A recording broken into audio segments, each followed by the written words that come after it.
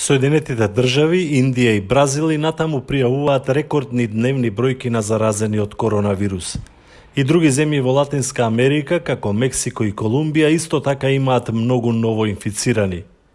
Но моделот за ширење на коронавирусот во Соединетите држави покажува дека масовното носење заштитни маски драстично може да ја намали смртноста.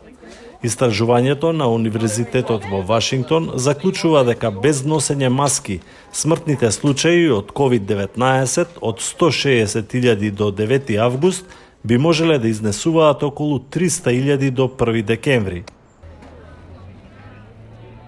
Светската здравствена организација ја повтори препораката дека мајките и во случај да имаат COVID-19 треба да ги дојат новороденчињата, бидејќи ризикот да им го пренесат е многу мал. Американската фармацевтска компанија Regeneron соопшти дека коктел од антитела превенира и лекува од коронавирус. Проби се правени на животни, а инфекцијата исчезнувала многу брзо. Почнати се тестирање и на луѓе. Нови истражувања покажале дека имунитетниот систем на некои луѓе се справува со коронавирусот, веројатно поради претходно прележани некои слични болести. Тоа докажува зошто некои инфицирани пациенти лесно поминуваат, а некои имаат сериозни последици. Генералниот секретар на Обединетите нации Антонио Гутереш предупреди дека долгорочното затворање на училиштата ќе доведе до генерацијска катастрофа за децата кои ќе испуштат дел од едукацијата. До средината на јули во светот училиштата биле затворени во 160 земји, а милиарда ученици не оделе на училиште. We already faced a learning crisis before the pandemic.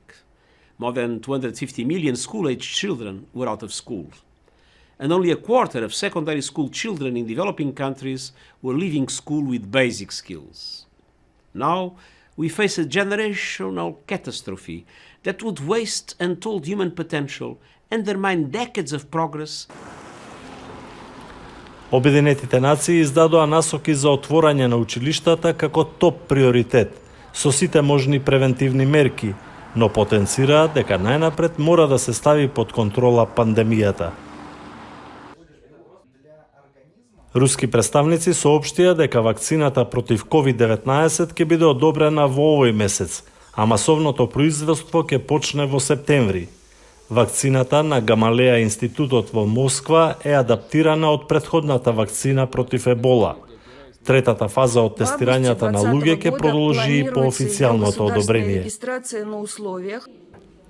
Вакцините обично мора да поминат 3 фази на тестирање пред да бидат одобрени, но пандемијата со COVID-19 ги принуди лабораториите да ги забрзаат овие процедури.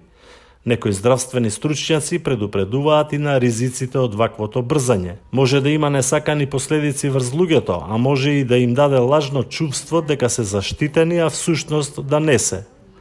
Во светот се развиваат над 150 разни вакцини против коронавирус, но ниедна не се очекува да биде достапна пред 2021.